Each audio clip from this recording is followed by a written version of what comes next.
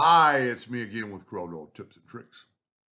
Pretty cool looking graphic that looks like, I call it where they're going into the bisque.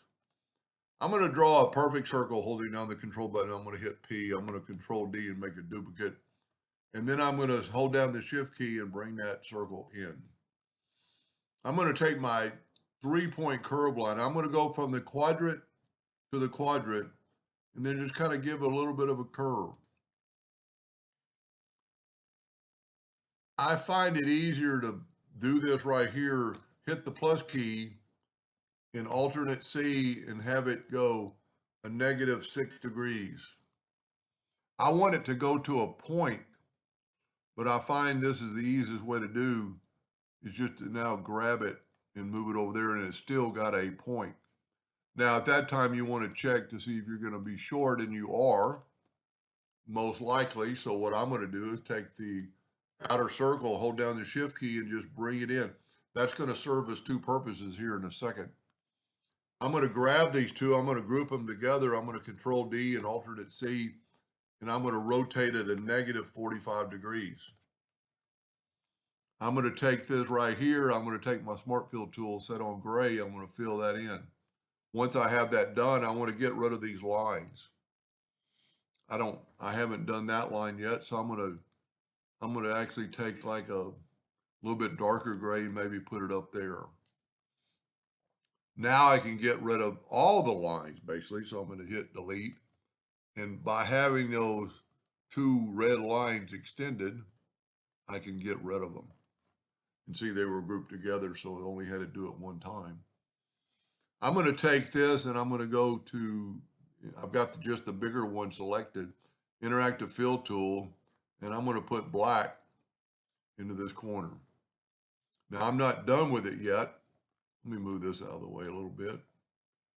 I'm going to take this one and I'm going to go to edit and clone it. Now I'm going to nudge it out of the way, and that is our clone curve. So this is our control curve. So I'm going to nudge it up 3 times or any amount I want. Put that back. I've actually got a hotkey for my clone tool, which is Q. So this is our control curve. I'm going to move it up. I'm going to put this one back. Now I'm going to group this together for this to work. Control G, Control D, alternate C to have it rotate from the center. And remember, we did it 45 degrees, so we're going to do that. Now, what's so kind of cool about this, you'd be smart. Well, the best way to do this is go to Object and ungroup everything. And I'm going to put a black box around it. I'm going to keep that one, so I'm going to use another black box. Make it black. Go up to Object, Order, Backup Page. And what is cool about this in real time, that might be good enough for you. But if you want to look at it another way, you could get the interactive fill tool and completely change this and look at the difference. That way it looks like it's going into the bisque. You could do a lot with this. You could actually put black here and have them kind of disappear, but then add a white right in the middle and make it look like it's shiny. I'm going to put a little darkness on both sides. It's going to kind of limit that white line. That's not really the look I'm after, but you could do a lot with this. I don't really like the white, so I'm going to back up a few steps. Take that. Well, I like that one because it looks like it's curving, but that's not really the point. So we're going to go ahead and put another lighter color, maybe up here, and see that might be too much white. But you can look at, with a clone, you can look at it in real time. We still have one more thing to clone we can use. We've got this edge that we could make blue. We could make it completely white.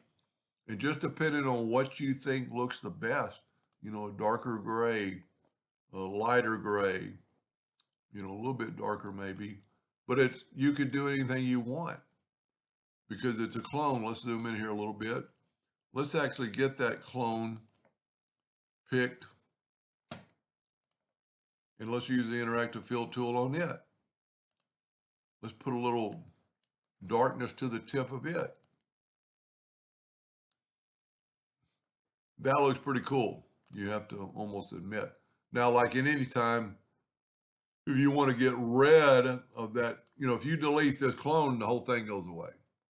So if you're going to use that, just select all of them and go up to object and break the 18 objects apart. Then you can get rid of your clone.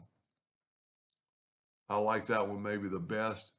It looks like it's going into the abyss. And then you could still, I didn't even think about, I didn't fill in the center with Smart Fill and actually use the interactive fill tool on it and just swipe across and then get the elliptical and